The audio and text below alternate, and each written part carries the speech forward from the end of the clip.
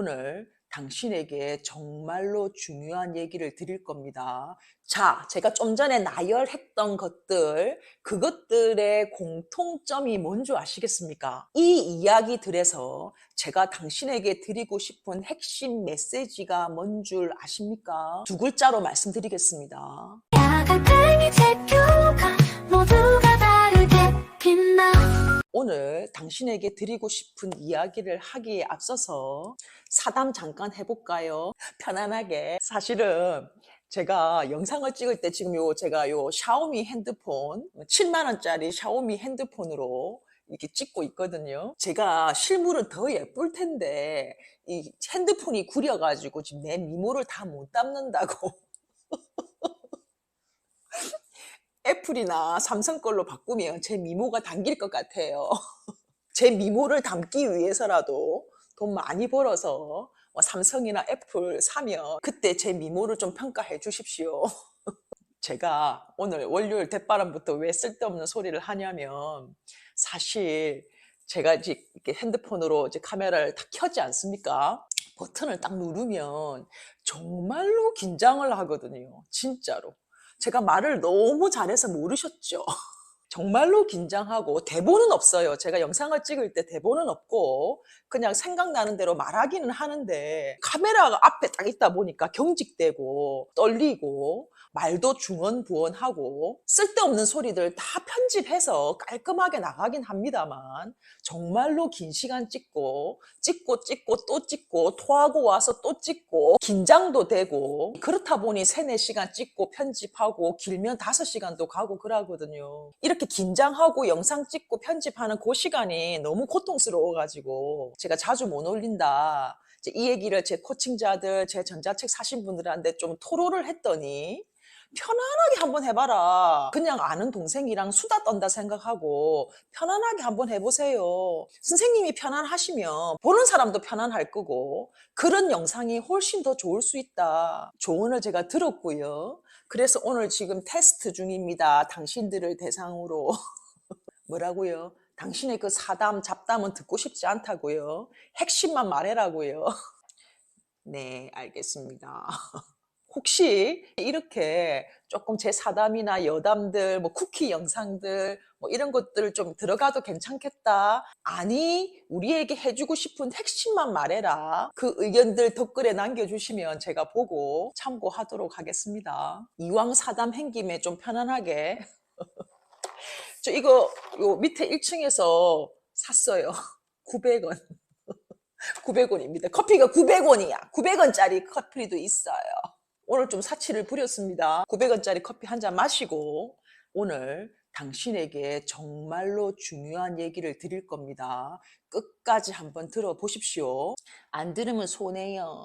정말로 중요한 얘기라고 저는 생각을 하고요. 제가 19년 동안 2 아들을 키우면서 시커먼 2 아들과 그 어떤 트러블도 없고 그 어떤 갈등도 없고 하여 그런 안정적인 정서가 있었기에 2 아들이 100% 자기 주도로 공부를 하고 있다고 저는 믿고 있습니다.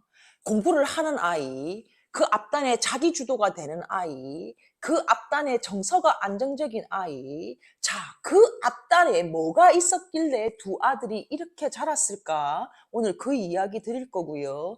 그 어떤 교육들보다 제가 미쳐있는 책류가보다 더 중요한 얘기니까 끝까지 한번 듣고 가슴으로 받아들이고 당장 실천으로 옮겨 보십시오. 뭐냐? 먼저 제 아이들의 경험을 좀 말씀을 드릴게요. 저는 작은 아이가 영유아기 때 한글 떼기를 제가 직접 가르쳤거든요. 느린 아이라고 인지했고 느리기에 시간이 필요할 거라고 판단했고 그래서 좀 일찍 한글 떼기를 제가 시작했습니다. 절대 공부 형태로 하지 않았고요. 놀이로 접근을 했습니다. 아니나 다를까 좀 빨리 시작하기는 했지만 3년이라는 시간이 걸렸고요. 한글 떼기를 무려 3년을 했다는 말입니다. 그 3년 만에 어느 정도 읽을 수는 있었으나 어려운 글자나 받침 있는 글자, 서술어들은 잘 읽지 못했고요. 한글 떼기를 3년을 했음에도 불구하고 완벽하게 떼지 못하고 초등학교 1학년을 들어갔습니다. 열심히 노력했으나 100% 떼지 못하고 8살로 간 거지요. 자, 쓰기도 마찬가지였습니다. 제가 작은 아이에게 쓰기를 7세 때 처음 가르치기 시작했는데요. 1년 동안 정말로 열심히 재밌게 가르쳤음에도 불구하고 쓰기는 거의 못하는 채로 1학년을 들어갔습니다. 그래서 1학년 때 받아쓰기는 1년 내내 거의 빵점이었어요. 초등학교 2학년 올라와서도 쓰기는 거의 못했고요. 그때도 받아쓰기는 30점 이하였습니다. 자, 그리고 엄마표 영어 얘기 좀 드릴게요. 제가 엄마표 영어를 시작한 것이 큰아이가 4살, 작은아이가 2살 때 책 육아를 시작하면서 엄마표 영어를 같이 시작했는데요. 그때부터 큰아이가 초등학교 4학년, 작은아이가 초등학교 2학년, 무려 7년을 제가 엄마표 영어를 최선을 다해서 열심히 했습니다. 하루도 거르지 않고 제가 계획했던 엄마표 영어를 7년 동안 유지했고요. 그런데 큰아이가 4학년, 작은아이가 초등학교 2학년 때 엄마표 영어 7년 차 때 제가 그만뒀는데요. 왜? 아이들이 너무나도 거부했고 실력도 늘지 않아서 저는 엄마표 영어 7년 만에 엄마표 영어를 완전히 그만을 두게 됩니다. 그리고 우리 첫째 아이는 어릴 때부터 과학에 관심이 많았고요. 그래서 과학책들을 많이 봤고 그렇다 보니 과학에 대한 지식이 늘어났고 과학을 좋아하게 되었습니다. 그렇다 보니 자연스럽게 고등학교를 선택할 때 과학고를 선택하게 됐고 과학고등학교를 준비를 해서 아이가 지원을 했는데요. 낙방을 했습니다. 떨어졌습니다. 과학고등학교에 떨어지고 지금 현재 저희 집 앞에 있는 그냥 일반고를 다니고 있습니다. 그리고 우리 큰아이 과학고를 나올 정도면 공부를 잘했네라고 생각이 드실 겁니다. 자, 한 번도 수학학원을 다닌 적이 없고 선행을 한 번도 해보지 않은 이 아이 고등학교 2학년 때 수학 내신을 30점을 받아와 버립니다. 그리고 지금 현재 내신은 그렇게 좋지 않습니다. 다시 작은 아이 얘기로 넘어와서 작은 아이가 지금 우여곡절 끝에 명문고등학교에 꼴등으로 합격을 해서 다니고 있습니다만 원래 2군데를 넣었었어요. 지가 원하는 학교가 있었는데 거기는 낙방을 했습니다. 그리고 지금 다니고 있는 이 명문고에도 대기로 있다가 합격을 했지요. 꼴등으로 들어갔습니다. 그리고 곧바로 며칠 뒤에 반편성 고사가 있었는데요. 수학을 손도 못 대서 반편성 고사도 여전히 꼴등에 가까운 점수를 받았습니다. 자, 중요한 얘기는 하지 않고 제가 여러 가지 이야기들을 나열만 하고 있는데요. 못 참고 끌려고 하지 말고 끝까지 한번 들어보이소. 이제 핵심적인 얘기가 나옵니다. 자, 제가 좀 전에 나열했던 것들, 그것들의 공통점이 뭔지 아시겠습니까? 추측하실 수 있겠습니까? 제가 좀 전에 나열했던 그 이야기들을 통해서 제가 당신에게 드리고 싶은 핵심 메시지가 뭔 줄 아십니까? 2글자로 말씀드리겠습니다. 포기입니다. 포기. 20년이라는 긴 시간 동안 자식을 키우면서 포기라는 단어도 그 선택지에 있어야 된다는 말씀을 드리고자 함입니다. 내가 아이를 교육하고 양육함에 있어서 매 순간 우리는 선택을 하면서 아이를 키워야 하는데요. 내가 A를 줄 것이냐, B를 줄 것이냐, C를 줄 것이냐, 그 선택지 중에 마지막 5번에는 포기라는 선택지도 있어야 하고 내가 자발적으로 스스로 내 자유의지로 5번을 선택하는 것도 때로는 지혜로운 선택일 수 있다라는 말씀을 드리는 겁니다. 내가 할 수 있는 최선은 다하고 결과는 하늘의 몫입니다. 제가 늘 주장하는 진인사 대천명이지요. 그 결과가 좋지 않다면 그 좋지 않은 결과를 인정하고 받아들이고 때로는 포기를 선택하고 다시 내가 에너지가 있다면 또 다른 방법으로 내 최선을 다하고 이런 과정으로 20년을 보내야 한다는 말씀입니다. 자, 제가 엄마표 영어를 예를 들겠습니다. 제가 최선을 다해서 엄마표 영어를 7년을 유지했지요. 그러나 결과도 좋지 않았고 아이들도 너무 거부해서 결론적으로 저는 엄마표 영어를 망했습니다. 제가 엄마표 영어를 망했다고 해서 제 사랑스러운 아이들이 미워지거나 한심하거나 절망스럽지 않았습니다. 나는 이제 영어를 포기하겠어. 5번 포기를 선택했습니다.